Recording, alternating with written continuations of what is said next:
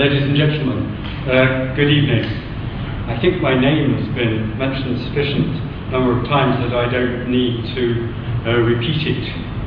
Before I became the Director of International Relations at GCEL, I was the Director General for Public Affairs and Communications in the OECD, and before that the Research Director responsible for territorial and regional development. And I'm also a professor at the Institut des Études Politiques, or Sciences Po, as it's known in France, where I teach economics. Our delegation is greatly honoured to be here with the ASEAN Business Advisory Council, and especially in Vietnam. I may say so because it's my first visit to Vietnam. And our special thanks go to Dr. Doan for his gracious invitation. Thank you very much, sir, for inviting us. My purpose this evening is to introduce GCEL and its HumaWealth Program. GCEL is a non-profit public-private partnership, and it's based in Geneva in Switzerland. We bring together more than 30 governments and 13 NGOs, with members and supporters who include illustrious organisations such as the United Nations and the OECD, as well as many prominent finance, insurance and technology companies, which collectively represent some 2.7 billion employees or manpower and service roughly 60% of the world's GDP. I don't wish to dwell on the economic circumstances of the past, but I think it's clear to all of us that the solution to building a prosperous future and strong economic growth lies in stimulating entrepreneurship and innovation, and doing that in the private sector. In this way, all companies, and especially small and medium-sized companies, will benefit. But we need to do this in a way which helps them reach new international markets and to integrate into world trade. That is the key to future economic growth. Our mission, the GCEL mission, is to deliver a 20th century pipeline for global commerce and to provide a roadmap and the tools to reduce trade costs. To reduce trade costs by up to 30%, and to reduce operating costs by some 15%. And we intend to do this in a way which is open and fair to all regions of the world and to all firms regardless of their size. The problem is a fundamental one, but largely ignored. Most companies lack the 21st century soft infrastructure they need to compete and succeed. And these words were very accurately opposed by the Deputy Governor of the Indonesian Central Bank, and I quote what he said: "The physical infrastructure of roads, ports and bridges are important, but they are not enough. It is necessary to improve our logistics systems by maximising the software that involves technology." And here I think we could learn from Singapore about the importance of technology in our economy. The world, indeed the nature of the trade process, has changed. The information associated with the shipment of goods has taken on much greater importance. Just consider for one moment how we could help ASEAN businesses if we could improve their access to information. The question is where to start and at what cost.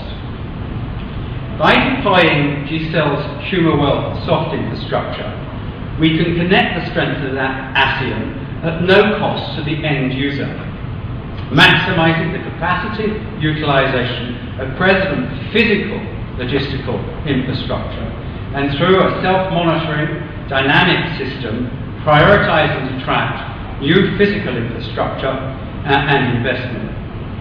Well, of course, ASEAN countries, in some senses, have been leaders in this field. ASEAN countries are pioneers in launching the regional single window in support of the national single windows adopted in each country in ASEAN. And as we all know, the Single Window Initiative focuses mainly on goods clearance. The World Bank, through its Logistics Performance Index, used 7 elements to assess logistics efficiency. And goods clearance is but one of the 7. To give an example of some of the other elements, they include integration, e-documentation, and the tracking and visibility issues, which we all know are of critical importance. The HumaWealth Software Initiative will enhance all 7 of the criteria used by the World Bank.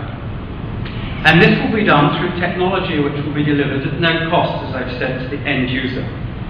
This will be deployed by the largest and the most trusted finance, insurance and technology network of the world in a way which offsets both geopolitical and monopolistic concerns. Our soft infrastructure was recognised by the International Trade Centre during the 8th trade event in Cambodia as the global single window.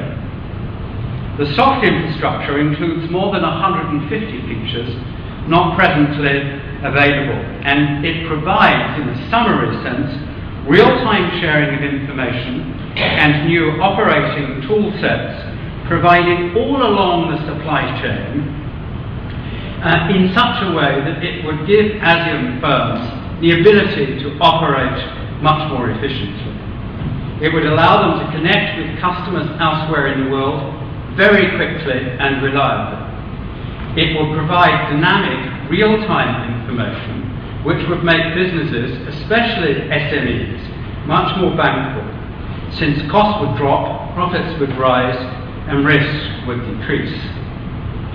GCEL at the moment is in the process of deploying the 21st century pipeline for global commerce that ASEAN businesses will need in order to prosper in the future. The first is a global logistics system, an open platform information system that provides non-intrusive integration of existing systems, yet allowing the seamless sharing of critical business and trade information with a minimum of standardization.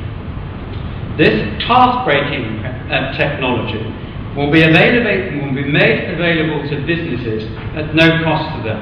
I repeat, at no cost to them. It has been tested and proven in an important demonstration project over one of the world's busiest trade corridors, that between the United States of America and Canada, involving one of our most complex supply chains, that of the automotive industry. Secondly, we will put in place a global deployment network. Just as important as technology is the network of world-class companies to deploy it.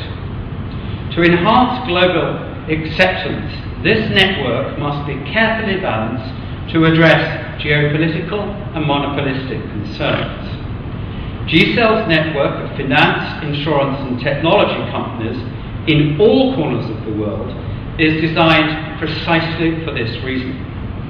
This initiative creates vast new markets, and we estimate that by the year 2020, for the service industries, a $5 trillion market will be created for banks, a $600 billion new market for the world's insurers, and a $400 billion market for technology companies. And thirdly, because the proof is always in the pudding, a rapid deployment program. Because the global economy is held together by trade, the final element is a well-designed program to deploy the system quickly and to deploy it around the world. In 18 months, GCEL's HumaWealth Program will do just that through 4 initial trade lanes, one in Asia, one in the Americas, one in Europe, and one in the Middle East and Africa. And these will provide us with the ability to benchmark the benefits for firms around the world. In addition, GCEL's public and private members will be working together to speed deployment, each doing what they do best. Last but not least, every business every business on the planet will be able to use this system for free. If Yahoo and Google have proved anything, I suppose it's that if something wants to be genuinely global, it really does help that it's free. But how will these finance, insurance companies and IT companies be chosen? As I have emphasised, GCEL is committed to an open, transparent process of tendering, which is fair to all companies and to all countries. It must be a genuinely global programme. Therefore, the 28 participating countries will each come from 28 different nations, 7 from each of the 4 regions which I have indicated across the world. So that means that each region gets 7 participating countries, each from different countries. But of course there is the possibility that this could be more, because businesses have the possibility of entering into joint ventures between companies. This winter, GCEL's member organisations' chief executive officers, representing their 2.7 million manpower, servicing about 60% of world GDP, from finance, from insurance and from technology, will be in Geneva to participate in the transparent selection of the deployment network. This network will over time have access to a $6 trillion market opportunity from ASEAN. We are making sure that ASEAN finance, insurance and technology firms are aware of this opportunity. We have conducted awareness events in Jakarta with Kadin and the Central Bank, and we are planning together awareness events in Malaysia, Singapore and Thailand in partnership with officials from these countries. The above also corresponds with the ASEAN service industry strategy, planning for the future, reaching beyond ASEAN borders, finance, technology and insurance industries. How to maximise the soft infrastructure delivering a tangible economic plan and tangible economic results.